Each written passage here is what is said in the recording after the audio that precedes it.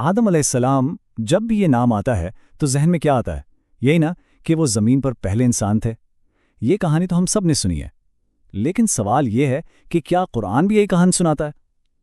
چلیں آج ذرا اسی بات کی تحقیق کرتے ہیں کہ قرآن خود اس بارے میں کیا کہتا ہے۔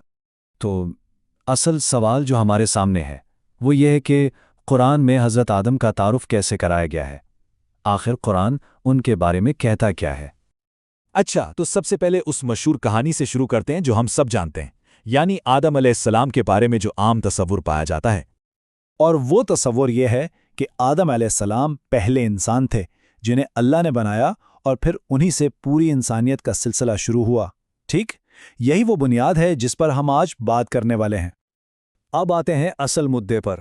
جب ہم براہ راست قرآن کو دیکھتے ہیں تو ایک بڑی دلچسپ بلکہ حیران کن چیز سامنے آتی ہے، اور وہ ہے قرآن کی خاموشی۔ آئیے دیکھتے ہیں کہ قرآن کیا کہتا ہے اور اس سے بھی زیادہ اہم کیا نہیں کہتا۔ اب یہ دیکھیں، یہاں ایک بہت ہی آپ کہہ لیں حیران کن فرق سامنے آتا ہے۔ ایک طرف قرآن بتاتا ہے کہ آدم کو بنایا گیا، انہیں نام سکھائے گئے، خلافت دی گئی، ایک آزمائش سے گزارا گیا، یہ سب تو ٹھیک ہے، لیکن دوسری طرف قرآن کیا نہیں بتاتا؟ وہ یہ کہ وہ پہلے انسان تھے یا ان سے پہلے کوئی انسان تھا ہی نہیں۔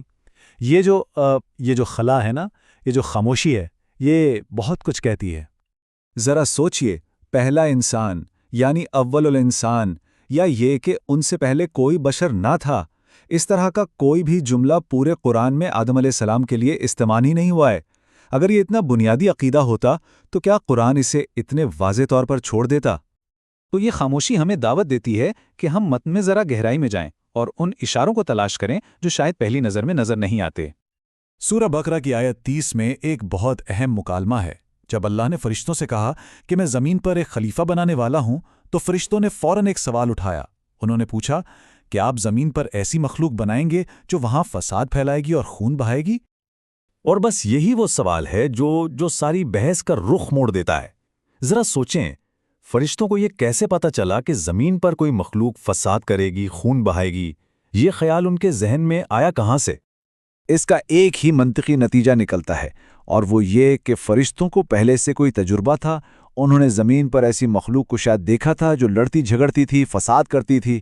اس سے تو یہی لگتا ہے نا کہ آدم علیہ السلام پہلے بائیولوجیکل یا حیاتیاتی وجود نہیں تھے، بلکہ وہ ایک خاص طور پر منتخب کیے گئے نمائندے تھے، ایک خلیفہ۔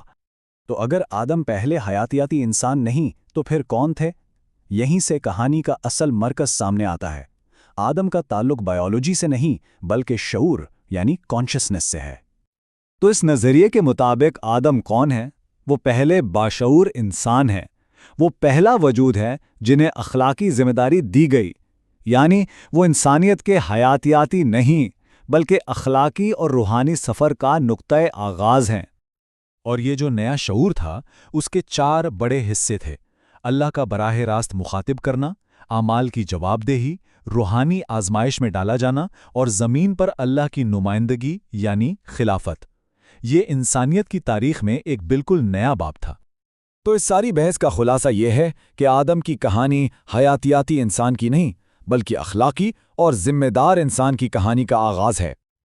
یہاں ایک بہت فطری سوال پیدا ہوتا ہے کہ اگر یہ بات قرآن میں نہیں ہے تو پھر یہ پہلے انسان والی کہانی اتنی مشہور کیسے ہو گئی؟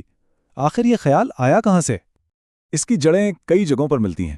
ایک تو یہ کہ بائبل کی کہانیوں کا اثر قرآنی تفسیروں پر بھی پڑا، پھر وقت کے ساتھ کچھ علماء کی آراء کو بھی اصل متن جیسا درجہ دے دیا گیا، اور سچ پوچھیں تو ایک سادہ کہانی کو سمجھنا اور ماننا متن کی پیچیدہ حقیقت کو سمجھنے سے کہیں زیادہ آسان ہوتا ہے۔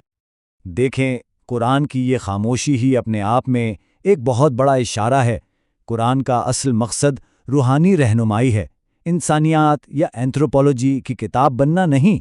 اسی لیے اس نے حیاتیاتی تفصیلات کو چھوڑ دیا تاکہ ہماری توجہ اصل پیغام یعنی ہدایت پر رہے۔ اچھا، تو ان ساری باتوں کو جوڑ کر جو تصویر بنتی ہے وہ کیا ہے؟ وہ ایک ایسا نقطۂ نظر ہے جو ایمان، عقل اور یہاں تک کہ سائنس کے ساتھ بھی ہم آہنگ نظر آتا ہے۔ تو ایک محفوظ اور ایماندارانہ موقف کیا ہو سکتا ہے؟ وہ یہ ہے کہ آدم علیہ السلام ایک حقیقی اور انتہائی اہم قرآنی شخصیت ہیں۔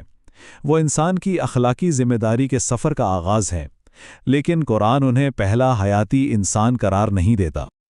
اور اس تشریح کی خوبصورتی یہ ہے کہ یہ کسی سے ٹکراتی نہیں ہے، یہ قرآن کے متن سے بھی پوری طرح مطابقت رکھتی ہے، یہ عقل اور منطق کے بھی خلاف نہیں، اور یہ جدید سائنسی دریافتوں جیسے کہ نظریہ ارتقاء کے ساتھ بھی کوئی تصادم پیدا نہیں کرتی۔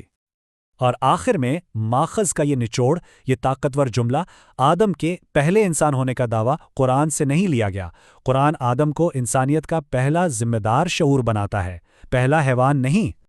تو جب ہم اس نتیجے پر پہنچتے ہیں تو ایک اور اس سے بھی گہرا سوال ہمارے سامنے آ کھڑا ہوتا ہے کہ اچھا، اگر آدم کا مطلب یہ ہے تو پھر قرآن جو بار بار بشر اور انسان کے الفاظ استعمال کرتا ہے، ان میں اور آدم میں کیا فرق ہے؟ یہ ایک بالکل نئی بحث کا دروازہ کھول دیتا ہے۔